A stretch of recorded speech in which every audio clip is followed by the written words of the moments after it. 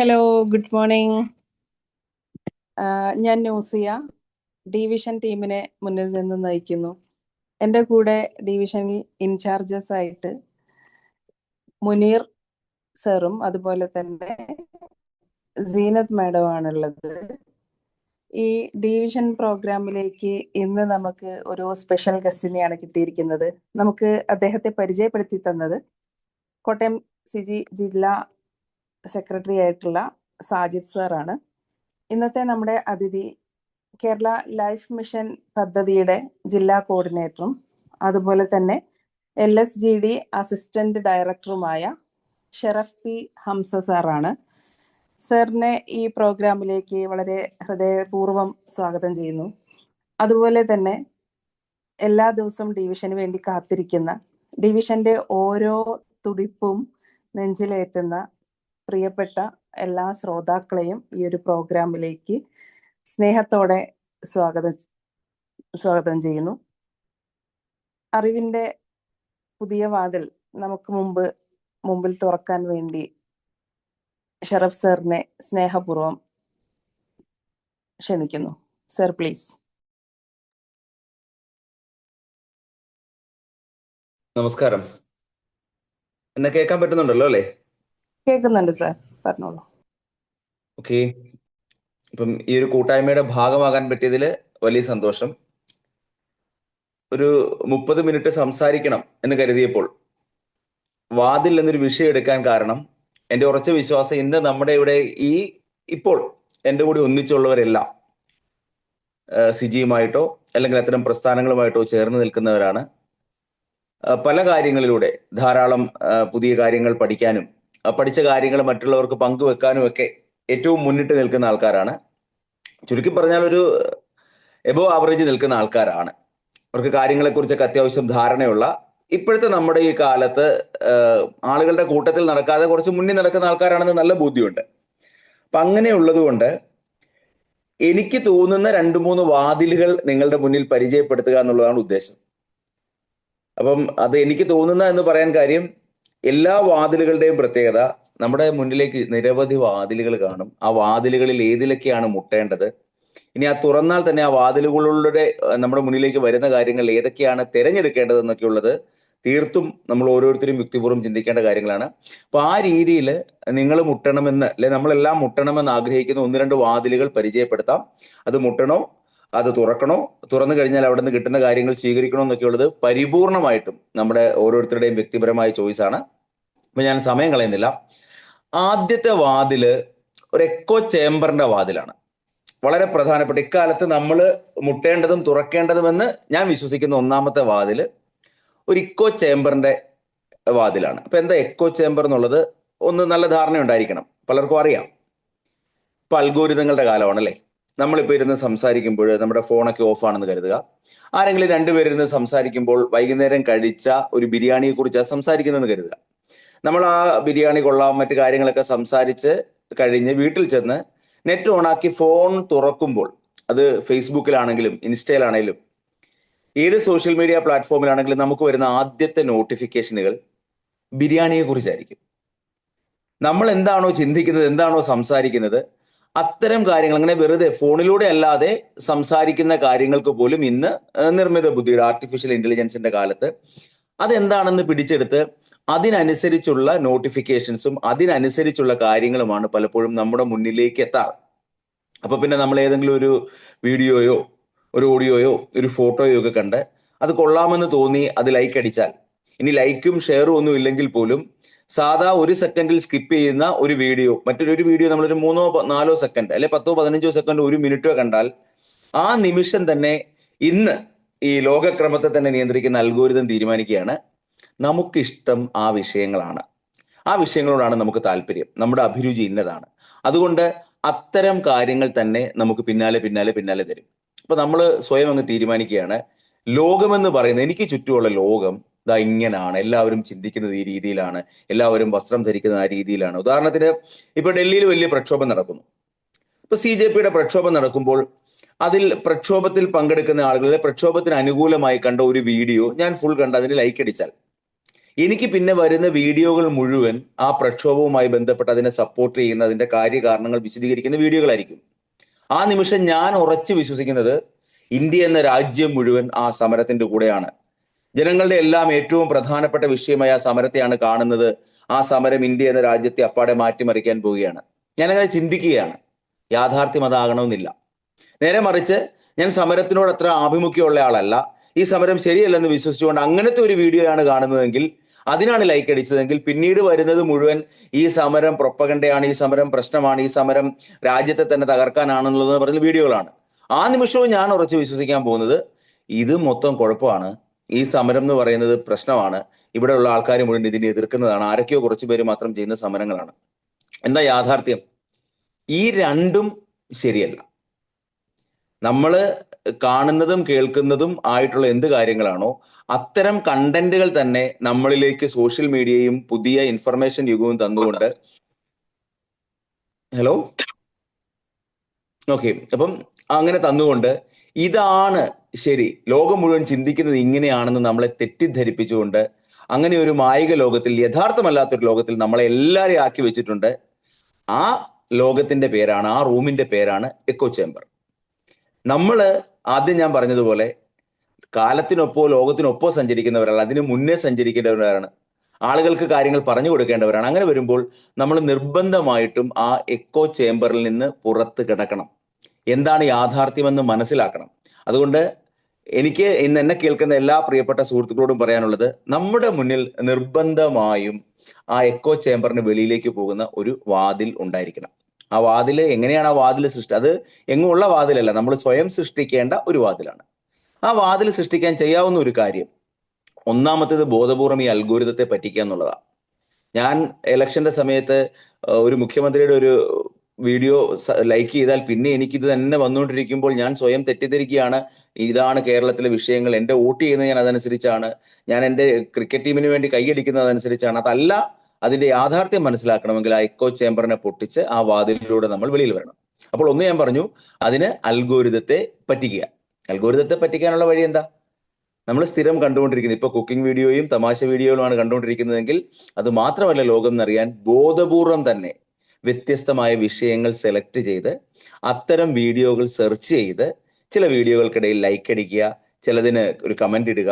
ഞാൻ പറഞ്ഞത് മനസ്സിലാവുന്നതോ? നമുക്ക് ഇഷ്ടമുള്ളതോ താല്പര്യമുള്ളതോ മാത്രമല്ല, ലോകം വ്യത്യസ്തമാണ്. ഇതിൽ പലതിലേക്ക് നമുക്ക് എത്തണമെങ്കിൽ അൽഗോരിതത്തെ പറ്റിക്കാനുള്ള ആദ്യത്തെ മെത്തേഡ് ഒരു കാരണവശാലും ഒരേ തരത്തിലുള്ള വീഡിയോകളിലേക്കോ ഒരേ തരത്തിലുള്ള കണ്ടന്റുകളിലേക്കോ ഒരേ തരത്തിലുള്ള ചിത്രങ്ങളിലേക്കോ മാത്രം ഒതുങ്ങിപ്പോകാതെ വ്യത്യസ്തതയെ നമ്മൾ സ്വയം ഉൾക്കണം. ഹിസ്റ്ററി കാണണം, സ്പോർട്സ് കേൾക്കണം, തമാശകൾ ഉണ്ടാകണം, കുക്കിംഗ് വീഡിയോ വേണം, ട്രാവൽ വ്ളോഗുകൾ വേണം, ഇൻഫ്ലുവൻസേഴ്സിന്റെ ഗടാഗടിയൻ പ്രസംഗങ്ങൾ കേൾക്കണം, അതിനിടയ്ക്ക് പ്രക്ഷോഭങ്ങളുടെ വാർത്തകൾ വായിക്കണം, ഗവൺമെന്റിന്റെ ഭാഗത്തു നിന്നുള്ള കാര്യങ്ങൾ കേൾക്കണം. അത് ഇടതുപക്ഷക്കാരനെയും കോൺഗ്രസ്സുകാരനെയും ബി ജെ പിക്കാരനെയും എല്ലാ പ്രസ്ഥാനക്കാരെയും എല്ലാ മതവിഭാഗക്കാരെയും അങ്ങനെ എല്ലാവരെയും ഫോളോ ചെയ്ത് അതെല്ലാം കേട്ടുകൊണ്ടിരിക്കണം എന്നല്ല, ലോകമെന്ന് പറഞ്ഞാൽ ഒറ്റ ധ്രുവത്തിലല്ല, ഇത് വ്യത്യസ്തമാണെന്നുള്ള ബോധ്യം വരുത്തുന്ന രീതിയിൽ അൽഗോരിതത്തെ പറ്റിക്കുന്ന ഒരു വാതിൽ സൃഷ്ടിക്കണം എന്നുള്ളതാണ് ഒരു പ്രധാനപ്പെട്ട കാര്യം. രണ്ടാമത് അതിനോടൊപ്പം തന്നെ ചേർത്ത് പറയേണ്ടത്, ഈ അൽഗോരിതത്തെ പറ്റിച്ച് പുറത്ത് കിടക്കൽ മാത്രമല്ല, നമ്മുടെ വിവരങ്ങൾ ശേഖരിക്കാനുള്ള മാർഗം പരിപൂർണമായിട്ട് ഓൺലൈൻ മാത്രമാക്കുന്ന സിസ്റ്റവും മാറ്റുക. ഓഫ്ലൈൻ ഇപ്പോഴും വലിയ കുഴപ്പങ്ങളൊന്നുമില്ല. പുസ്തകങ്ങൾ വായിച്ചിട്ടാണ് നമ്മൾ കൂടുതൽ വിവരങ്ങൾ ശേഖരിക്കുന്നതെങ്കിൽ പുസ്തകങ്ങൾ നമ്മുടെ മുന്നിലേക്ക് എത്തുന്ന അൽഗോരിതങ്ങൾ പറഞ്ഞിട്ടല്ല. നമ്മൾ വ്യത്യസ്ത രീതിയിലുള്ള ആൾക്കാരെ കാണുക. നമ്മുടെ ഓഫീസ് തലങ്ങളിലും സ്റ്റാഫ് റൂമിലും വെളിയിൽ ഇറങ്ങുമ്പോഴും നാട്ടുംപുറത്തും ഒക്കെ അവിടങ്ങളിലൊക്കെ ചെല്ലുമ്പോൾ ഈ ഫോണിൽ മാത്രം ഇങ്ങനെ കുത്തി അതിലേക്ക് മാത്രം ശ്രദ്ധിക്കാതെ കണ്ണും കാതും നമ്മുടെ പരിസരത്തേക്ക് തുറക്കുകയും അത്തരം ആളുകളുടെ കൂടെ സംസാരിക്കുകയും ചെയ്യുമ്പോൾ, അങ്ങനെ വരുമ്പോൾ ആ കിട്ടുന്നത് ഏതെങ്കിലും അൽഗോരിതം സജസ്റ്റ് ചെയ്തിട്ട് നിങ്ങൾ ഇങ്ങനെ ചിന്തിക്കുക എന്ന് പറഞ്ഞു തരുന്ന കണ്ടന്റോ അല്ലെങ്കിൽ അത്തരം കാര്യങ്ങളോ അല്ല. അപ്പം അതുകൊണ്ട് അൽഗോരിതത്തെ പറ്റിക്കുക, ഒപ്പം നമ്മുടെ വിവരശേഖരണത്തിന് മറ്റു മാർഗങ്ങളും സ്വീകരിക്കുക. അപ്പോൾ എൻ്റെ ആദ്യത്തെ വാതിൽ ഈ ഇക്കോ ചേംബറിന്റെ വാതിലാണ്. എല്ലാ പ്രിയപ്പെട്ട സുഹൃത്തുക്കളും ബോധപൂർവം തന്നെ നമ്മളും അത്തരം ഒരു ഇക്കോ ചേംബറിലാണെന്നുള്ള ബോധ്യം ഉണ്ടാകണം. അത് പഠിപ്പിക്കാൻ വേണ്ടിയോ പഠിക്കാൻ വേണ്ടിയോ നമ്മൾ കേൾക്കുന്ന കാര്യങ്ങളാണ് എല്ലായിടത്തും നമ്മുടെ ചുറ്റും വീണ്ടും വീണ്ടും വന്നുകൊണ്ടിരിക്കുന്നതുകൊണ്ട് ലോകം അങ്ങനെയാണ് എന്ന് തെറ്റിദ്ധരിക്കേണ്ട. അപ്പോൾ ആ ഇക്കോ ചേംബറിന്റെ പൊട്ടിച്ചു കളയേണ്ട വാതിലിനെയാണ് ഒന്നാമത് പരിചയപ്പെടുത്താനുള്ളത്. ഇനി രണ്ടാമത് എനിക്കൊരു വാതില് തോന്നുന്നത്, വേഗത്തിൽ പറഞ്ഞു വിടാം. രണ്ടാമത്തെ വാതില്, ഇപ്പൊ നമ്മൾ വെറുതെ ഇരുന്നാൽ നമ്മുടെ മുന്നിലേക്ക് ഇങ്ങനെ ആ വിവരങ്ങളും ഇൻഫർമേഷനുകളും ഒക്കെ വന്നുകൊണ്ടിരിക്കുന്ന ഒരു കാലത്ത് എല്ലാവർക്കും അത്യാവശ്യം പല കാര്യങ്ങളും വളരെ ഉപരിപ്ലവമായിട്ട് മാത്രമേ അറിയൂ. അങ്ങനെയല്ലാതെ അതിൻ്റെ മറുവശം കൂടി കാണുന്ന, ഏത് വിഷയത്തെയും ഒരല്പം കൂടി ആഴത്തിൽ പഠിക്കാൻ ശ്രമിക്കുന്ന, യാഥാർത്ഥ്യങ്ങളുടെ, യുക്തിചിന്തയുടെ, ചോദ്യങ്ങളുടെ ഒരു വാതിൽ വേണം. ആ ഒരു വാതിൽ തുറന്നിടണം എന്നാണ് എനിക്ക് രണ്ടാമതൊരു അഭ്യർത്ഥനയുള്ളത്. ആ വാതിലിന്റെ പ്രത്യേകത എന്ന് പറഞ്ഞാൽ, നമ്മളിപ്പോൾ ഈ ജെൻസി അല്ലെ പുതിയ തലമുറ അല്ലെ വീട്ടിലെ കാര്യങ്ങൾ, നമ്മളിങ്ങനെ വലിയ വലിയ വിഷയങ്ങൾ പറയില്ലേ, ഇങ്ങനെ ഏത് മേഖലയിലാണെങ്കിലും അത്തരം ആളുകളിലേക്ക് നമുക്ക് എത്താനുള്ള ഒരു വലിയ വാതിൽ കൂടിയാണ് ആ വാതിൽ. എന്തിനെക്കുറിച്ചും നമുക്കൊരു എല്ലാവർക്കും അറിയാവുന്ന ഉപരിപ്ലവമായതിനു അപ്പുറമുള്ള ഒരു കാര്യം. ഇപ്പൊ ഉദാഹരണത്തിന് പുതിയ നമ്മൾ ഈ തലമുറകളെ കുറിച്ച്, ജെൻസിയെ കുറിച്ചും ജെൻ ആൽഫയെ കുറിച്ചും ഒക്കെ പറയുമ്പോൾ എങ്ങനെയാണ് ഈ പേരുകൾ വന്നത്? എല്ലാവർക്കും ഈ തലമുറകൾ ഉണ്ടെന്നറിയാം.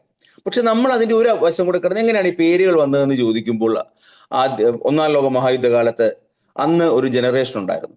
അന്ന് അവർക്ക് സ്വന്തമായിട്ടൊന്നുമില്ല, ലോകത്ത് യുദ്ധമാണ്, പ്രശ്നങ്ങളാണ്. അങ്ങനെ വന്നപ്പോൾ അന്നത്തെ തലമുറ സ്വന്തം കാര്യം ചിന്തിക്കാതെ ലോകത്തെ പ്രശ്നങ്ങൾ പരിഹരിക്കണമെന്നും നാട്ടിലെ പ്രശ്നങ്ങൾ പരിഹരിക്കണമെന്നും ഒക്കെ ചിന്തിച്ച ഒരു തലമുറയാണെന്നും, അതുകൊണ്ട് ആ തലമുറയ്ക്ക് മഹത്തായ ജനറേഷൻ, ദ ഗ്രേറ്റസ്റ്റ് ജനറേഷൻ എന്നൊരു പേരിടുന്നു. ഒന്നാം ലോക മഹായുദ്ധം കഴിഞ്ഞ് രണ്ടാം ലോക മഹായുദ്ധത്തിന്റെ സമയത്തുമ്പോൾ, ഒരു 24-45 വരെയുള്ള രണ്ടാം ലോക മഹായുദ്ധത്തിന്റെ കാലഘട്ടം വന്നപ്പോൾ പ്രത്യേകത എന്താ? അന്നത്തെ തലമുറ ഒന്നും കഴിഞ്ഞ് രണ്ടാം ലോകവും കൂടി ആയി കഴിഞ്ഞപ്പോൾ അവർക്ക് മനസ്സിലായത് നാസിസത്തിന്റെ, ഫാസിസത്തിന്റെ ഒക്കെ കാലഘട്ടമാണ്. എന്ത് സംസാരിച്ചിട്ടും കാര്യമില്ല, എന്തിനോട് പ്രതികരിച്ചിട്ടും കാര്യമില്ല. ലോകത്ത് നടക്കുന്ന എന്തിനോട് പ്രതികരിച്ചാലും നമ്മൾ ഉദ്ദേശിക്കുന്ന റിസൾട്ട് ഒന്നുമല്ല കിട്ടുന്നത്. അങ്ങനെ പൊതുവെ നിശബ്ദരായി പോയൊരു തലമുറയായിരുന്നു. അതുകൊണ്ട് അവർക്കിട്ട പേര് സൈലന്റ് ജനറേഷൻ. പിന്നീട് വരുന്ന മൂന്നാമതൊരു ജനറേഷൻ വരുന്നത് ഈ രണ്ടാം ലോക മഹായുദ്ധത്തിന് ശേഷമുള്ള ജനറേഷൻ. അത് നമ്മൾ ബേബി ബൂമേഴ്സ് എന്നാണ് വിളിക്കുന്നത്. എന്താ കാര്യം? ഒന്നും രണ്ടും ലോകമഹായുദ്ധം എല്ലാം കഴിഞ്ഞ് പട്ടാളക്കാരൊക്കെ തിരികെ വീട്ടിലേക്കൊക്കെ വന്ന കാലമാണ്. ഒത്തിരി നാള് പല സ്ഥലത്തായി കിടന്ന ആളുകളെല്ലാം ഒന്നിച്ച് കുടുംബത്തിലേക്കൊക്കെ വന്നപ്പോൾ സ്വാഭാവികമായിട്ടും കുഞ്ഞുങ്ങളുടെ എണ്ണം, ജനസംഖ്യയൊക്കെ വർദ്ധിച്ചു. ബേബി ബൂമർ കാലഘട്ടം. കാര്യം അന്ന് വാക്സിനുകൾ വരുന്നു, ഈ ആരോഗ്യ മേഖലയിൽ കൂടുതൽ കാര്യങ്ങൾ വരുന്നു, കുഞ്ഞുങ്ങളൊക്കെ ഉണ്ടായാൽ അത് മുന്നോട്ട് ജീവിച്ചു പോകുന്നുള്ള ഒരു സാഹചര്യം വരുന്നു. അപ്പോൾ ആളുകൾ കൂടുതൽ കുഞ്ഞുങ്ങളെ ഉൽപ്പാദിപ്പിക്കുന്നതിനെ കുറിച്ച് ജനസംഖ്യയിൽ ഒരു വിസ്ഫോടനമൊക്കെ ഉണ്ടായ ഒരു കാലഘട്ടമാണ്. അതുകൊണ്ട് അതിനെ ബേബി ബൂമർ ജനറേഷൻ എന്ന് വിളിച്ചു. അത് രസമുള്ള അല്ലെ, പേരുകൾ വന്നതിൻ്റെ ഒരു വഴി കണ്ടു. അതിനുശേഷം വന്ന തലമുറയെ സംബന്ധിച്ച് അവർക്ക് നേരത്തെയുള്ള തലമുറകളെ പോലെ എന്തെങ്കിലും ഒരു പ്രത്യേക കളത്തിലിടാൻ പറ്റുന്നില്ല. അവര് എങ്ങനെയാ ചിന്തിക്കുന്നതെന്നോ എന്താ പറയുന്നതെന്നോ മനസ്സിലാകുന്നില്ല. അങ്ങനെ വന്നപ്പോഴാണ് ഈ ഡെമോഗ്രഫേഴ്സ് ഒക്കെ ചിന്തിച്ചിട്ട് എന്താന്ന് പിടികിട്ടാത്തതിന് നമ്മൾ മാത്സിൽ എക്സ് ഇടുമായിരുന്നു. അങ്ങനെ ഇട്ടുപോയതാണ് ജനറേഷൻ എക്സ് എന്നുള്ളൊരു പേര്, ജെൻ എക്സ്. പിന്നീട് വന്ന തലമുറ അവര് എക്സ് കഴിഞ്ഞാൽ വൈ വരേണ്ടതാണ്. നമ്മളെ ഇപ്പൊ ഞാനൊക്കെ ഉൾപ്പെടുന്ന തലമുറ അത് 1980 മുതൽ 97 വരെയുള്ള കാലഘട്ടത്തിൽ ജനിച്ചവരെ മില്ലേനിയൽസ് എന്നാണ് വിളിക്കുന്നത്. അതിനൊരു റീസൺ ഉണ്ട് എന്തുകൊണ്ട് അവരെ മില്ലേനിയൽസ് എന്ന് വിളിക്കാൻ കാര്യം. ആ തലമുറ യുവാക്കളായി മാറിയത്, അവർക്കൊരു പ്രായപൂർത്തി എത്തിയത് 2000-ലേക്കാണ്. അതായത് ഒരു പുതിയ മില്ലേനിയത്തിൽ, പുതിയൊരു നൂറ്റാണ്ടിലേക്ക്, പുതിയ മില്ലേനിയത്തിലേക്ക് വന്നപ്പോൾ പ്രായപൂർത്തി എത്തി കാര്യങ്ങൾ സ്വയം തീരുമാനിക്കാൻ ഒക്കെ ശേഷി നേടിയ ജനറേഷനാണ്. അതുകൊണ്ട് അവർക്ക് എന്ത് പേരിട്ടു? മില്ലേനിയൽസ് എന്ന് വിളിക്കുന്നു. ഇപ്പൊ ജെൻ എക്സ് അല്ലെ വൈ അല്ലെ മില്ലേനിയൽസ് എന്നാണ് വിളിച്ചത്. സ്വാഭാവികമായിട്ടും തൊട്ടടുത്ത തലമുറയെ ജെൻ സി എന്ന് വിളിക്കുന്നു, ഇസഡ് ഇട്ട് വിളിക്കുന്നു. എന്തും പെട്ടെന്ന് പഠിക്കാൻ പറ്റുന്നതുകൊണ്ട് അവർക്ക് സൂണോസ്റ്റ് എന്നൊക്കെ രീതിയിൽ പേരിട്ടുള്ളൂ. അങ്ങനെ പേരുകളുണ്ട്. ആദ്യമായിട്ട് നേറ്റീവ് ഓഫ് ഇന്റർനെറ്റ് അങ്ങനെ വന്ന ആ തലമുറ എക്സും വൈ ഇസഡും കഴിഞ്ഞപ്പോൾ വീണ്ടും പുതിയ തലമുറകൾക്ക് പേരിടാൻ നേരം നമ്മൾ ഗ്രീക്ക് ലെറ്ററുകളിലേക്ക് പോകുന്നു, ആൽഫയിലേക്കും ബീറ്റയിലേക്കും ഒക്കെ എത്തുന്നു. പറഞ്ഞു വരുന്നത്, വെറുതെ കണ്ടു കേൾക്കുന്ന എല്ലാ കാര്യങ്ങൾക്കും അപ്പുറത്ത് ഒരു സംഭവമുണ്ട്.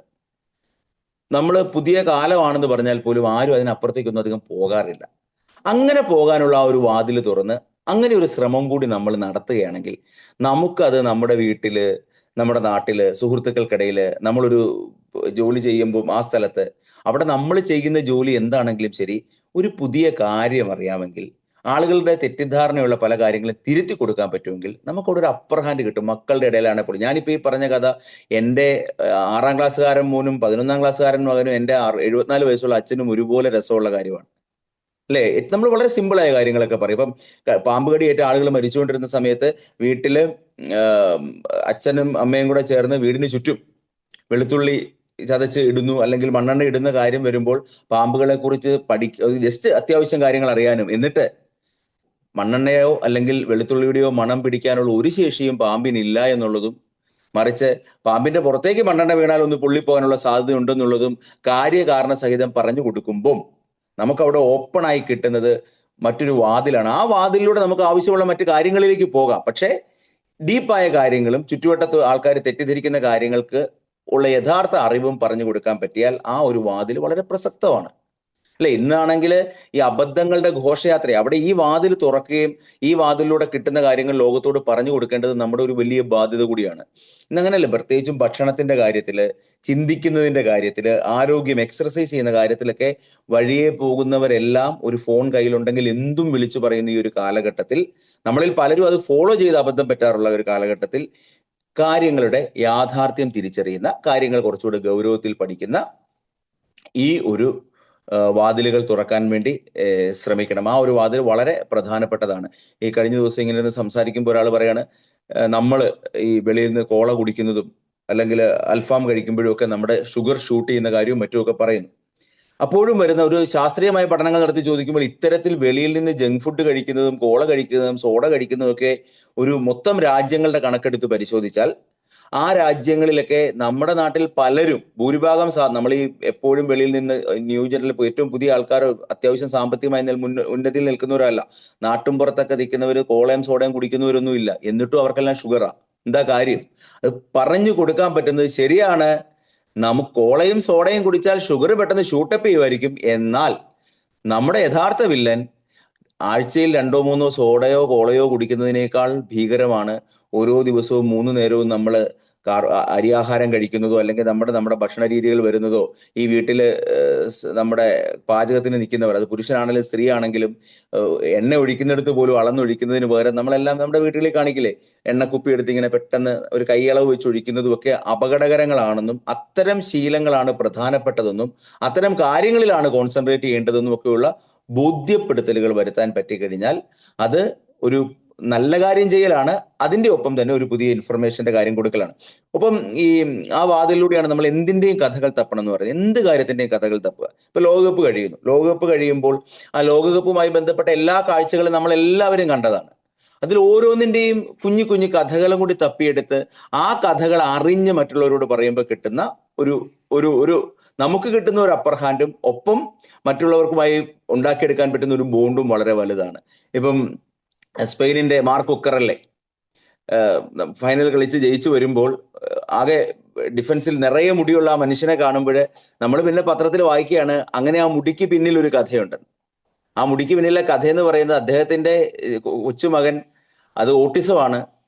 ഗ്രൗണ്ടിൽ നിന്ന് കളി കാണാൻ ടിവിയിലോ ഗ്രൗണ്ടിലോ വന്ന് കളി കാണുമ്പോൾ അച്ഛനെ തിരിച്ചറിയണമെങ്കിൽ, എളുപ്പത്തിൽ അച്ഛനെ തിരിച്ചറിയണമെങ്കിൽ മറ്റുള്ളവരിൽ നിന്ന് വ്യത്യസ്തമായിട്ട് തല മുഴുവൻ മുടിയുമായിട്ട്, ചുരുണ്ട മുടിയുമായിട്ട് നടക്കുന്ന അച്ഛനെ എളുപ്പം കാണാൻ പറ്റുമ്പോഴാണ്, അതിനു വേണ്ടിയിട്ടാണ് ഞാൻ ആ മുടി അങ്ങനെ നീട്ടി വളർത്തുന്നതെന്നുള്ള കാര്യം നമ്മൾ അറിയുമ്പോൾ അത് ഫുട്ബോളിനപ്പുറമുള്ളൊരു രസമുള്ളൊരു കാര്യമല്ലേ. കോങ്കോയുടെ ഓരോ മത്സരത്തിനും നോയൽ വുക്കാസിറ്റോ എന്ന് പറയുന്ന ഒരാൾ, അദ്ദേഹം ഗ്രൗണ്ടിൽ കോട്ടും സൂട്ടും ഇട്ട് ദേഹത്ത് ചായവും പൂശി അനങ്ങാതെ കൈ നീട്ടി നിൽക്കുന്നത് കണ്ടു. ലോകത്തെ പ്രധാനപ്പെട്ട ചാനലുകളൊന്നും അത് ഷൂട്ട് ചെയ്തില്ലെങ്കിലും നാട്ടിലുള്ള മുഴുവൻ ഫോണുകളിലൂടെയും ഇൻസ്റ്റാഗ്രാമിലൂടെയും യൂട്യൂബിലൂടെയും അത് ലോകം മുഴുവൻ ആ സംഭവങ്ങൾ വരുന്നു. അതിന്റെ എന്തുകൊണ്ടാണ് കഥയെന്ന് അന്വേഷിച്ച് പോകുമ്പോഴാണ് അത് പാട്രിസ് ലുമുംബെ എന്ന് പറയുന്ന കോങ്കോയുടെ വിമോചന നായകന്റെ ഓർമ്മയ്ക്കാണെന്ന് പറയുന്നത്. 1960കളിൽ ബെൽജിയത്തിനെതിരെ കോങ്കോയ്ക്ക് വേണ്ടി സമരം ചെയ്ത കോങ്കോയുടെ സ്വാതന്ത്ര്യ സമര നേതാവ്, കോങ്കോ സ്വതന്ത്രമായപ്പോൾ ആദ്യത്തെ പ്രധാനമന്ത്രിയായ ആളാണ്. പക്ഷേ ഭരണത്തിലെത്തി 1 കൊല്ലത്തിനുള്ളിൽ തന്നെ അദ്ദേഹത്തെ പാശ്ചാത്യ ശക്തികളുടെ ഇടപെടൽ മൂലം അദ്ദേഹത്തെ ദേശദ്രോഹിയാക്കി പ്രഖ്യാപിച്ചുകൊണ്ട് വധിച്ചിട്ട് കൊന്നുകളഞ്ഞിട്ട് ചെയ്തത് എന്താ? അദ്ദേഹത്തെ കൊന്നുകളഞ്ഞിട്ട് പല കഷണങ്ങളായി മുറിച്ച് ആസിഡിലിട്ട് ഇല്ലാണ്ടാക്കി കളഞ്ഞു. അദ്ദേഹത്തിന്റെ ഓരോ ഓർമ്മയും ഒരു സ്മരണയും അവശേഷിക്കാൻ പാടില്ല എന്നുള്ളത് കൊണ്ട് പലതായി മുറിച്ച് ആസിഡിലിട്ട് ഇല്ലാതാക്കി കളഞ്ഞു. അവിടെ നിന്നാണ് ഒന്നുമില്ലാതായിരുന്നാണ് പാട്രിസ് ലുമുംബയുടെ കഥ വേൾഡ് കപ്പിലൂടെ അല്ലെങ്കിൽ കോങ്കോയുടെ ഫുട്ബോൾ മത്സരത്തിൽ എല്ലാ മത്സരത്തിലൂടെയും അങ്ങനെ ഒരു നോയൽ വുക്കുസിറ്റോ എന്ന ഒരൊറ്റ ആരാധകന്റെ ആ 90 മിനിറ്റുള്ള അനങ്ങാതെ നിൽപ്പിലൂടെ ലോകം മുഴുവൻ അറിയുന്നത്. നമ്മൾ ആ കാഴ്ച കണ്ടാൽ മാത്രം പോരാ, ബോധപൂർവം വാതിൽ തള്ളി തുറന്ന് അതിന്റെ പിന്നിലുള്ള കഥകൾ അന്വേഷിച്ചു പോകണം. കഥകൾ ലോകത്തുള്ള എന്തിനും കഥകളുണ്ട്. ആ കഥകൾ അന്വേഷിക്കണം, കഥകൾ അറിയണം, അത് ജീവിതത്തിന്റെ ഒരു ഭാഗമാക്കണം. അങ്ങനെ വരുമ്പോൾ നമ്മുടെ മനസ്സിന്റെ വാതിൽ മറ്റെങ്ങോട്ടൊക്കെയോ തുറക്കും, നമ്മുടെ ചിന്തകളിൽ വ്യത്യാസങ്ങൾ ഉണ്ടാകും. അങ്ങനെ വരുമ്പോൾ നമുക്ക് ഈ പറഞ്ഞ കാര്യങ്ങൾ മറ്റുള്ളവരോട് വളരെ ആവേശത്തോടെ പറയാൻ സാധിക്കും, കാഴ്ചപ്പാടുകളിൽ വ്യത്യാസമൊക്കെ വരും. അപ്പൊ എന്റെ സമയം അവസാനിപ്പിക്കുന്നതുകൊണ്ട് ഞാൻ ഒരൊറ്റ വാതിലിനെ കൂടെ പരിചയപ്പെടുത്താം. ഇത് ഏറ്റവും പ്രധാനപ്പെട്ട വാതിൽ. കാരണം ഞാൻ ഇന്ന് വാതിൽ എന്ന് പെട്ടെന്ന് പേരിടാൻ തന്നെ കാരണം മാതൃഭൂമി ആഴ്ചപ്പതിപ്പിന്റെ എല്ലാ ദിവസവും ആഴ്ചപ്പതിപ്പിലെ ആദ്യത്തെ പേജ്, ആദ്യത്തെ കോളത്തിന്റെ പേര് വാതിൽ എന്നാണ്. എനിക്ക് ഏറ്റവും പ്രിയപ്പെട്ട ഇന്ന് നിലവിലുള്ള മലയാളം എഴുത്തുകാരിൽ ഞാൻ ഏറ്റവും ഇഷ്ടപ്പെടുന്ന എഴുത്തുകാരനാണ് സുഭാഷ് ചന്ദ്രൻ. അദ്ദേഹത്തിന്റെ ഒരു കോളമാണ് വാതിൽ എന്നുള്ളത്. എല്ലാ ആഴ്ചയിലും തിങ്കളാഴ്ച മാതൃഭൂമിയുടെ ആഴ്ചപ്പതിപ്പ് കയ്യിൽ കിട്ടുമ്പോൾ അതിന്റെ ആദ്യത്തെ പേജിൽ വാതിൽ, അദ്ദേഹം ആ എഴുതുന്ന കാര്യങ്ങൾ നമുക്ക് ചിന്തിക്കാൻ പറ്റുന്നതിനപ്പുറമുള്ള കാര്യങ്ങളാണ്. അത് മാതൃഭൂമി ആഴ്ചപ്പതിപ്പിലേക്കുള്ള വാതിൽ എന്നാണ് അവർ ഉദ്ദേശിക്കുന്നതെങ്കിൽ നമ്മളെയൊക്കെ സംബന്ധിച്ച് അത് ലോകത്തിലേക്കുള്ള ഒരു വാതിലായിട്ട് മാറും. ഞാൻ അതുകൊണ്ട് ആ വാതില് നിങ്ങൾ തേടിപ്പിടിച്ച് വായിക്കണം, കാണണം എന്ന് ഒരു അഭ്യർത്ഥന കൂടി ഞാൻ ഈ ഒരു അവസരത്തിൽ മുന്നോട്ട് വെക്കുകയാണ്. നമുക്കിനി മാതൃഭൂമി ആഴ്ചപ്പതിപ്പ് ഒരാഴ്ചയും കിട്ടില്ലെങ്കിൽ മാക്സ്റ്റർ പോലുള്ള ഏതെങ്കിലും ആപ്ലിക്കേഷൻ എടുത്തു കഴിഞ്ഞാൽ അതിന് നമ്മൾ സബ്സ്ക്രൈബ് ചെയ്താൽ മാതൃഭൂമി ഉൾപ്പെടെയുള്ള ഏറ്റവും പ്രധാനപ്പെട്ട ഇംഗ്ലീഷും മലയാളവും ഉള്ള ഏതൊക്കെ എല്ലാ പ്രസിദ്ധീകരണങ്ങളും നമുക്ക് ചെറിയ തുകയ്ക്ക് വായിക്കാൻ പറ്റുമെന്ന് മാത്രമല്ല പഴയ എല്ലാ പതിപ്പുകളും വായിക്കാൻ പറ്റും. അതിൽ ഈ വാതില് വളരെ പ്രധാനപ്പെട്ടതാണ്. ആ വാതിലിന്റെ പ്രത്യേകത, അദ്ദേഹത്തിന്റെ ആ വാതില് ഓരോ ആഴ്ചയിലെയും ആശയങ്ങൾ അതിഗംഭീരമാണ്. എല്ലായിടത്തും എവിടെയും നമ്മൾ മനസ്സിലാക്കിയിരിക്കേണ്ട വലിയ ആശയങ്ങൾ. ഈ ഏറ്റവും അവസാനത്തെ ആഴ്ച പറഞ്ഞു തുടങ്ങിയത് നല്ല ഏറ്റവും അവസാനത്തെ വന്നത് ഇങ്ങനെയാണ്: സിംഹം എഴുതാൻ പഠിക്കുന്നത് വരെ കഥകളിൽ വേട്ടക്കാരനായിരിക്കും വീരനായകൻ. പറഞ്ഞു തുടങ്ങുന്ന ആ നൈജീരിയൻ പഴമൊഴിയിലാണ്. സിംഹം എഴുതാൻ പഠിക്കുന്നത് വരെ കഥകളിൽ വേട്ടക്കാരനായിരിക്കും വീരനായകൻ. സിംഹം എഴുതാനും സിംഹം കാര്യങ്ങൾ പറയാനും തുടങ്ങുമ്പോൾ ഈ കാഴ്ചപ്പാടുകൾ അപ്പാടെ മാറുമെന്നാണ് പറയുന്നത്. നോക്കിക്കേ, നമ്മുടെ നാട്ടില് ചരിത്രമൊക്കെ എങ്ങനെയാണ് അപനിർമ്മിക്കപ്പെടുന്നത്, എങ്ങനെയാണ് എപ്പോഴും ചരിത്രം വിജയികളുടേതായി മാറുന്നത് എന്നൊക്കെ ബോധ്യപ്പെടുത്തുന്നത്. അത് വെറുതെ പറഞ്ഞു വിടുകയല്ല. അദ്ദേഹം എഴുതി വെക്കുമ്പോൾ നമ്മൾ തന്നെ അവസാനം ചോദിക്കും, നമ്മൾ ചെറുപ്പം മുതൽ കേട്ടു വന്ന കഥകൾ എങ്ങനായിരുന്നു, ആ കഥകളിലെ വില്ലന്മാർ. മന്ത്രവാദി എന്ന് ഒരു കഥയിൽ നമ്മൾ എപ്പോൾ കണ്ടാലും നീണ്ട മൂക്കും ചുളിഞ്ഞ മുഖത്ത് ചുളുങ്ങിയ ആ ചുളുങ്ങലുകളും ഉണ്ട കണ്ണും എന്തൊരു ഭീകര രൂപമാണ് അല്ലെ. പലപ്പോഴും നമ്മൾ വെറുതെ എത്ര പരിഷ്കൃതരെന്ന് പറയുമ്പോഴും നമ്മൾ വെറുതെ വെളിയിലേക്ക് നടക്കുമ്പം എന്തെങ്കിലും കാരണത്താൽ അല്പം ചുക്കിച്ചുളിഞ്ഞ ഒരു അമ്മൂമ്മയെ കാണുമ്പോൾ, അല്ലെങ്കിൽ മുഖത്ത് ഒന്നോ രണ്ടോ കുരുക്കളുള്ള ഒരാളെ കാണുമ്പോൾ, അയ്യോ ഇത് മറ്റേ മന്ത്രവാദിയെ പോലെ ഉണ്ടല്ലോ, യക്ഷിയെ പോലെ ഉണ്ടല്ലോ എന്ന് നമ്മൾ പോലും പറയുന്നുണ്ടെങ്കിൽ നമ്മുടെയൊക്കെ ഉള്ളിൽ ഈ മുൻവിധികൾ അതുപോലെ വന്ന് കിടപ്പുണ്ട്. അങ്ങനെയുള്ള മുൻവിധികൾ പൊട്ടിക്കപ്പെടുന്ന പുതിയ കാലമാണ്. അപ്പൊ അത്തരം കാര്യങ്ങളെ കുറിച്ച് അദ്ദേഹം എഴുതുന്നത്, തെറി എന്ന വാക്കിനെ കുറിച്ച്. കഴിഞ്ഞ ദിവസം എഴുതുന്ന തെറി എന്ന വാക്ക്, എങ്ങനെയാണ് തെറി എന്നൊരു വാക്കുണ്ടായതെന്നാ പറയുന്നത്. നമ്മൾ വളരെ ദേഷ്യപ്പെട്ടിരിക്കുമ്പോൾ, നമ്മൾ നമ്മുടെ മാനസികമായിട്ടുള്ള ഒരു നല്ല സ്വാസ്ഥ്യത്തിലല്ലാതിരിക്കുന്ന സമയത്ത് പെട്ടെന്ന് അങ്ങ് ദേഷ്യപ്പെട്ട് നമ്മുടെ ഉള്ളിൽ നിന്ന് തെറിക്കുന്ന വാക്കിനെയാണ് തെറി എന്ന് പറയുന്നത്. നമ്മൾ എന്തെങ്കിലും വളരെ സീരിയസ് ആയ ഒരു കാര്യം ചെയ്തുകൊണ്ടിരിക്കുന്നു, ഒരാൾ വന്ന് വളരെ മോശമായ രീതിയിൽ ശല്യപ്പെടുത്തിക്കൊണ്ടിരിക്കുമ്പം ഏത് മനുഷ്യനാണെങ്കിലും അവസാനം ഗതികെട്ട് മനസ്സിന്റെ ഉള്ളിൽ നിന്ന് അറിയാതെ തെറിച്ചു പോകുന്ന വാക്കിനെ, അതിനെയാണ് നമ്മൾ തെറി എന്ന് വിളിക്കുന്നത്. പക്ഷേ വന്ന് പുതിയ തലമുറ, ന്യൂജൻ തലമുറയുടെ കാലം വരുമ്പോൾ അതൊരു ഭംഗിവാക്കായിട്ട് നമ്മുടെ കൾച്ചറിന്റെ ഭാഗമായിട്ട് മാറുന്നു. ആളുകൾ തമ്മിൽ സംസാരിക്കുമ്പോൾ അന്നത്തെ കാലം ഈ വാക്കിനെ എടുത്ത് ഉപയോഗിക്കുകയാണ്. ചുമ്മാ സംസാരിക്കുകയാണ്. ഒരു ഹൈസ്കൂളിലോ ഒരു +1 +2 ക്ലാസ്സുകളിൽ കോളേജിന്റെയൊക്കെ വരാന്തയിലൂടെ നമ്മൾ എന്തെങ്കിലും കാര്യത്തിന് നടന്നാൽ കുട്ടികൾ തമ്മിൽ പരസ്പരം സംസാരിക്കുന്നത്, നമ്മളൊക്കെ അതുവഴി നടക്കുന്നുണ്ടോ എന്നുള്ള പരിഗണന പോലും ഇല്ലാതെ സംസാരിക്കുമ്പോൾ ഉപയോഗിക്കുന്ന വാക്ക് ഈ തെറിവാക്കുകളാണ്. അങ്ങനെയാണെങ്കിൽ മനുഷ്യൻ എന്ന് പറയുന്ന മനുഷ്യൻ അവന്റെ സ്വാഭാവികമായി ഉള്ള രീതിയിലാണ് ജീവിച്ചിരുന്നതെങ്കിൽ, നമ്മൾ ആദ്യം ഭൂമുഖത്ത് ഉണ്ടാകുമ്പോൾ നമുക്ക് വസ്ത്രങ്ങൾ ഉണ്ടായിരുന്നില്ല, നമ്മുടെ ജീവിതത്തിന് പ്രത്യേക ചിട്ടവട്ടങ്ങളൊന്നും ഉണ്ടായിരുന്നില്ല. ഇതെല്ലാം കുഴപ്പങ്ങളാണ്. ഇതിനൊക്കെ കുറെ മാറ്റങ്ങൾ വേണമെന്ന് കരുതി കാലങ്ങൾ കൊണ്ട് അതിന് മാറ്റങ്ങൾ ഉണ്ടാക്കി പെരുമാറുന്നതിനും സംസാരിക്കുന്നതിനും ഇടപെടുന്നതിനുമൊക്കെ നമ്മൾ ഉണ്ടാക്കിയ നിബന്ധനകളെയാണ് കൾച്ചർ, സംസ്കാരം എന്ന് വിളിക്കുന്നത്. ആ സംസ്കാരത്തിനിടയ്ക്കും നമുക്ക് അറിയാതെ പെട്ടുപോകുന്നതുകൊണ്ട്, ദേഷ്യപ്പെട്ട് തെറിച്ചു വരുന്നതുകൊണ്ടാണ് അത് തെറിവാക്കാകുന്നത്, മോശം വാക്കാകുന്നത്. അതിനെ എടുത്ത് ഉമ്മറപ്പടിയിൽ ഒരു സംസ്കാരമാക്കി പ്രതിഷ്ഠിക്കാൻ നിൽക്കുമ്പോൾ അതിനെ ചോദ്യം ചെയ്യണമെന്നും, അതിനെ ചോദ്യം ചെയ്താൽ നമ്മളെ തന്തവൈബെന്ന് വിളിച്ച് ആളുകൾ കളിയാക്കുമെന്ന് പേടിച്ച് നമ്മളും ന്യൂജൻ ആകാൻ ശ്രമിക്കുന്നുവെന്നും ഒക്കെ പറഞ്ഞ് നമ്മൾ കുലുക്കി ഉണർത്തുന്ന ഒരു പോർഷൻ കഴിഞ്ഞ ദിവസം വായിച്ചത് ഓർക്കുന്നു. അതായത് അത്തരത്തിൽ ആശയങ്ങളുടെ ഒരു ധാരാളിത്തമുള്ള ഒന്നാണ് ഈ സുഭാഷ് ചന്ദ്രന്റെ വാതിൽ. കൂടാതെ നമുക്ക് കണ്ടിരിക്കേണ്ട സിനിമകൾ, കണ്ടിരിക്കേണ്ട വായിക്കേണ്ട പുസ്തകങ്ങൾ, കണ്ടിരിക്കേണ്ട TV പ്രോഗ്രാമുകൾ, അതുപോലെ തന്നെ പങ്കെടുക്കേണ്ട വലിയ ഫംഗ്ഷനുകൾ, അങ്ങനെ എന്തിനെ കുറിച്ചും സോഷ്യൽ മീഡിയയിൽ ഏതൊക്കെ എങ്ങനെ രീതിയിലുള്ള പ്രൊഫൈലുകളെ പിന്തുടർന്നാലാണ് നമുക്ക് കൂടുതൽ വിവരങ്ങൾ കിട്ടുന്നത്. അത്തരത്തിൽ ഒരു വലിയ വാതിലാണ്. ഒരു വ്യക്തിക്ക് നമുക്ക് ഇപ്പൊ നിൽക്കുന്നത് പോലെ പോരാ. കാര്യങ്ങൾ കൂടുതൽ അറിയണം, ഈ ലോകത്തിന്റെ വൈവിധ്യത്തെ മനസ്സിലാക്കണം, ഇതിന്റെ ആ വ്യത്യാസം മുഴുവൻ നമുക്ക് അതിൻ്റെതായ രീതിയിൽ ആസ്വദിക്കണം എന്നൊക്കെ തോന്നുന്നുണ്ടെങ്കിൽ അങ്ങോട്ടേക്ക് നമ്മളെ എത്താൻ സഹായിക്കുന്ന രീതിയിൽ അങ്ങനെ ഒരു വലിയ ക്യാൻവാസ് നമുക്ക് തരുന്ന ഒരു തുടക്കമാണ് ആ വാതിൽ എന്നുള്ള പങ്ക്തി. അപ്പൊ ഞാൻ ഇന്ന് എന്നെ കേൾക്കുന്ന ആൾക്കാരോട്, ഇത് വായിക്കുന്നവരുണ്ടായിരിക്കും, അല്ലാത്തവരോട് ഇത് സജസ്റ്റ് ചെയ്യുന്നു. ഒരു നഷ്ടവും വരാത്തൊരു കാര്യമാണ്. മാക്സ്റ്ററിലേക്ക് ഒരു സബ്സ്ക്രിപ്ഷൻ എടുക്കുക, ഈ വാതിലുകളിലേക്ക് പോകും. ഇത് മാത്രമല്ല, ഏത് മാഗസിൻ, ഇപ്പൊ നമ്മള് മാതൃഭൂമി, മാധ്യമം, മലയാളം, അല്ലെങ്കിൽ എഴുത്ത്, അങ്ങനെ പല സൈസ് മാഗസിൻ, ഇംഗ്ലീഷ് മാഗസിൻസ്, ഇതെല്ലാം വരുമ്പം ഇതെല്ലാം കൂടെ വായിക്കുക എന്നുള്ളത് പ്രാക്ടിക്കൽ അല്ല. ഇവിടെ ഏതിന്റെ കേസിലാണെങ്കിലും ഈ ആദ്യത്തെ പേജിന്, വാതിലിന് പല പേരുകളിലായിരിക്കും വരുന്നത്. ആദ്യത്തെ ഒരു ചെറിയ എഡിറ്റോറിയൽ പോലെ വളരെ ചെറിയൊരു കോളമുണ്ട്. ആ കോളത്തിന്റെ പ്രത്യേകത, ഇവർ ഏറ്റവും കൂടുതൽ എഫേർട്ട് എടുത്ത് ഏറ്റവും കൂടുതൽ റിസർച്ചുകൾ നടത്തി തയ്യാറാക്കുന്ന ആ ഒരു ചെറിയ കോളമാണ്. അന്നത്തെ കാലത്ത് നിലനിൽക്കുന്ന ഏറ്റവും പ്രധാനപ്പെട്ട വിഷയങ്ങളെ ഏറ്റവും നല്ല ഭാഷയിൽ ചുരുക്കി ഗംഭീരമായിട്ട് അവതരിപ്പിക്കുന്ന ഒരു ഭാഗമാണ്. മാധ്യമത്തിന്റെ കുടുംബമുണ്ട്, കുടുംബം. ആ കുടുംബത്തിന്റെ ആദ്യത്തെ ഓരോ തവണ എടുത്തു നോക്കിയാൽ അതിന്റെ ആദ്യത്തെ ആ പേജ് മാത്രം വായിച്ചാൽ ഓരോ ആഴ്ചയിൽ നിങ്ങൾക്ക് ഒരു 4-5 വളരെ രസകരമായ ചെറിയ കഥകൾ കിട്ടും. 4-5 കഥകളിലൂടെയാണ് അവരെപ്പോഴും ആ കാര്യം പറയുന്നത്. അപ്പോൾ എന്തിൻ്റെയും തുടക്കം വാതിൽ വളരെ പ്രധാനപ്പെട്ടതാണ്. അതുകൊണ്ട് മാഗസിനുകൾ വായിക്കുമ്പോൾ ഈ വാതിലുകളെ ഒന്ന് പരിഗണിക്കുക, ആദ്യത്തെ പോർഷൻ വായിക്കുന്നത് ശീലമാക്കുക. ഞാൻ അവസാനിപ്പിക്കുകയാണ്. കൃത്യം 7 മണിക്ക് തന്നെ അവസാനിപ്പിക്കണം എന്നുള്ളത് കൊണ്ട് കുറേയേറെ വാതിലുകൾ ഉണ്ടെങ്കിലും ആ വാതിലുകൾ, എല്ലാ വാതിലുകളെയും സ്പർശിക്കാതെ നമ്മൾ പെട്ടെന്ന് നിർത്തുന്നു. ഞാൻ ഇതിനുവേണ്ടി ഇങ്ങനെ ഈ വാതിലിന്റെ കാര്യമൊക്കെ പറഞ്ഞ് സുഭാഷ് ചന്ദ്രന്റെ കാര്യമൊക്കെ പറയാൻ, അതിന്റെ കാര്യങ്ങളൊക്കെ നോട്ട് ചെയ്ത് കണ്ടപ്പോൾ എൻ്റെ വീട്ടിൽ എൻ്റെ പിള്ളേർ ചോദിച്ചു, എല്ലായിടത്തും ക്ലാസ് എടുക്കാൻ പോകുമ്പോഴൊക്കെ ഇത്തരം കാര്യങ്ങളും ആശയങ്ങളും ഒക്കെ ഉൾക്കൊള്ളിച്ചല്ലേ സംസാരിക്കാറ്. അപ്പം അതിന്റെ ട്രിക്ക്, അത് ഇന്ന സ്ഥലങ്ങളിൽ നിന്നാണ് ഇന്നതൊക്കെയാണെന്ന് പറഞ്ഞു കൊടുത്താൽ അത് മറ്റുള്ളവരും അങ്ങനെ ഫോളോ ചെയ്ത് എൻ്റെ ക്ലാസ്സിനെ ബാധിക്കില്ലേ? ചോദ്യമാണ് കേട്ടോ. അപ്പൊ ഞാൻ അവരോട് പറഞ്ഞൊരു മറുപടിയും കൂടെ പറയും. ഞാൻ ഒന്നും പേടിക്കണ്ട. ഇപ്പൊ എൻ്റെ മുന്നിൽ ഒരു 100 അല്ല 500 പേര് വലിയ ആവേശത്തോടെ ഈ സംഗതികൾ ഇരുന്ന് കേൾക്കുകയും ഇതൊക്കെ വായിക്കാൻ തീരുമാനിക്കുകയും ചെയ്യുന്നു കരുതുക. ഇവരൊക്കെ ഈ വാതിലുകൾ കാണത്ത് മാത്രമേ ഉള്ളൂ. ഭൂരിഭാഗം പേരും ഈ പോയി പറഞ്ഞ വാതിലുകളിലൊന്നും കൊട്ടാനോ തുറന്നു നോക്കാനോ ശ്രമിക്കാറില്ല. സത്യമല്ലേ? നമുക്ക് പലപ്പോഴും തോന്നാറുള്ള കാര്യങ്ങൾ, പല കാര്യങ്ങളും നമ്മൾ കേട്ട് കഴിയുമ്പോൾ ഇതിൽ പലതും ചെയ്യണമെന്നൊരു ആവേശം വരും.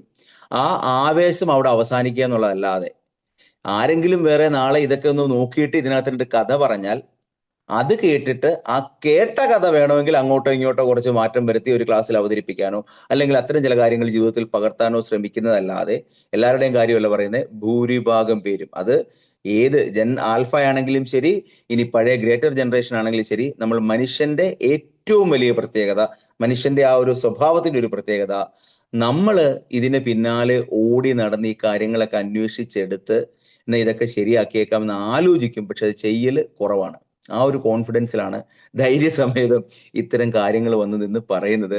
ഇത് സിജിയുടെ സി ഡിവിഷൻ ആയതുകൊണ്ട് ഓർക്കുക, ഇത് കേൾക്കുന്ന എത്ര പേരാണെന്ന് എനിക്കറിയില്ല. കേൾക്കുന്നവരോടുള്ള ഒരു അഭ്യർത്ഥന, നമ്മൾ ഇങ്ങനത്തെ കാര്യങ്ങൾ ആര് പറഞ്ഞാലും എന്തെങ്കിലും പറയുമ്പോൾ കേൾക്കുമ്പോൾ അതിനകത്ത് കൊള്ളാവുന്നതോ അല്ലെങ്കിൽ നമുക്കൊന്ന് പരീക്ഷിച്ച് നോക്കാവുന്നുള്ള കാര്യങ്ങൾ തോന്നുമ്പോൾ പരീക്ഷിച്ച് നോക്കാം നമ്മൾ ഡിസിഷൻ എടുക്കാറുണ്ട്. പക്ഷെ പലപ്പോഴും നമ്മളത് പരീക്ഷിച്ച് നോക്കാറില്ല. അതുകൊണ്ട് ഏറ്റവും പ്രധാനപ്പെട്ടത്, ഇതുകൊണ്ട് എന്തെങ്കിലും ഒരു ചെറിയ ഗുണമെങ്കിലും ഉണ്ടാകണമെങ്കിൽ ഈ അവിടെ ഒരു വാതിലുണ്ട്, ഇവിടെ ഒരു വാതിലുണ്ട്, ഇപ്പുറത്തൊരു വാതിലുണ്ട് എന്ന് അറിയുകയല്ല, അതിലാവശ്യമുള്ള വാതിലുകളിൽ പോയി കൊട്ടാനും അത് തുറക്കാനും അതിലൂടെ വരുന്ന പുതിയ വായുവിനെ, പുതിയ കാഴ്ചപ്പാടിനെ സ്വീകരിക്കാനും, സ്വീകരിച്ചിട്ട് അതുപോലെ പകർത്താനായിട്ടല്ല.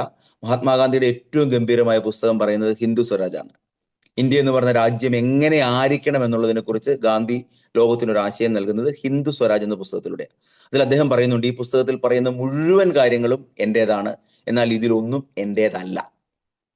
അങ്ങനെ ഗാന്ധി പറഞ്ഞു, എല്ലാം എന്റേതാണ്, ഒന്നും എന്റേതല്ല. അങ്ങനെ പറയാൻ കാരണം, എല്ലാം എന്റേതല്ല എന്ന് പറയാൻ കാര്യം ഇതിൽ ഒന്നുപോലും എന്റെ ആശയമല്ല.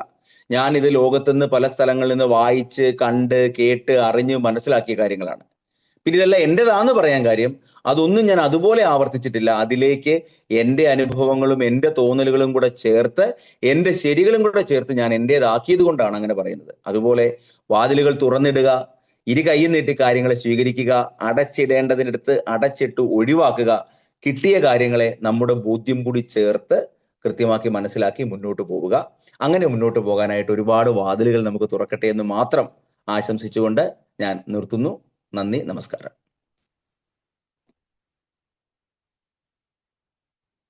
Thank you, sir. Thank you sir, thank you so much. നമുക്ക് വൈൻഡപ്പ് ചെയ്യാം അല്ലേ? ചില വാതിലുകൾ പുറത്തേക്കാണ് തുറക്കുന്നത്, ചില വാതിലുകൾ ഉള്ളിലേക്കും. ജീവിതത്തെ മാറ്റിമറിക്കുന്നത് പലപ്പോഴും രണ്ടാമത്തെ വാതിലാണ്. ഇന്നത്തെ പ്രഭാതത്തിൽ, ഇന്നത്തെ ഡിവിഷനിൽ വാതിൽ എന്ന ലളിതമായ വാക്കിലൂടെ നമ്മുടെ ചിന്തകളിലേക്ക് അനേകം വാതിലുകൾ തുറന്നു തന്ന നമ്മുടെ ആദരണീയനായ പ്രിയപ്പെട്ട അതിഥി ഷെരീഫ് സാറിന് ഡിവിഷൻ കുടുംബത്തിന്റെ പേരിൽ ഹൃദയം നിറഞ്ഞ നന്ദി അറിയിക്കുകയാണ്. നമ്മൾ ഒരു ചിന്തയെ സ്പർശിക്കുമ്പോൾ, ഒരു വീഡിയോ കാണുമ്പോൾ, ഒരു വാക്ക് തിരയുമ്പോൾ നമ്മുടെ മുന്നിൽ അതേ ലോകം വീണ്ടും വീണ്ടും തുറന്നു കാട്ടുന്ന അൽഗോരിതങ്ങളുടെ എക്കോ ചേംബർ എന്ന യാഥാർത്ഥ്യം ഇന്ന് സാർ നമ്മെ ഓർമ്മിപ്പിച്ചു. അതിൽ നിന്ന് പുറത്തിറങ്ങാൻ സ്വന്തമായി ഒരു വാതിൽ പണിയണമെന്നും ഓഫ്ലൈൻ വായനയിലൂടെ ലോകത്തെ നേരിട്ട് കണ്ടുമുട്ടണമെന്നും സർ ഓർമ്മിപ്പിച്ചു. അദ്ദേഹം രണ്ടാമതൊരു വാതിൽ പറഞ്ഞിട്ടുണ്ടായിരുന്നു, കാര്യങ്ങളെ ഉപരിപ്ലവമായി അറിയുന്നതിൽ തൃപ്തിപ്പെടാതെ ആഴത്തിലേക്ക് ഇറങ്ങിച്ചെല്ലാനുള്ള ജിജ്ഞാസയുടെ വാതിൽ. പേരുകൾ അറിയുക മാത്രമല്ല, ആ പേരുകൾ എങ്ങനെ പിറന്നു എന്നൊരു ഉദാഹരണത്തോടെ അദ്ദേഹം ആ കഥകളെ അന്വേഷിച്ചു കണ്ട ആ മനസ്സ് നമുക്ക് കാണാൻ പറ്റി. പ്രശസ്തനായ റൂമിയുടെ മനോഹരമായ ഒരു വാക്യം ഓർമ്മ വരിക, വാതിൽ വിശാലമായി തുറന്നു കിടക്കുമ്പോൾ എന്തിനാണ് നീ ഇപ്പോഴും തടവറയിൽ കഴിയുന്നത്? ഇന്നത്തെ സെഷൻ ലോകത്തെ മാറ്റാനുള്ള വഴിയല്ല, നമ്മുടെ ചിന്തകളുടെ വാതിൽ മാറ്റാനുള്ള വഴിയായിട്ടാണ് എനിക്ക് തോന്നിയിരിക്കുന്നത്.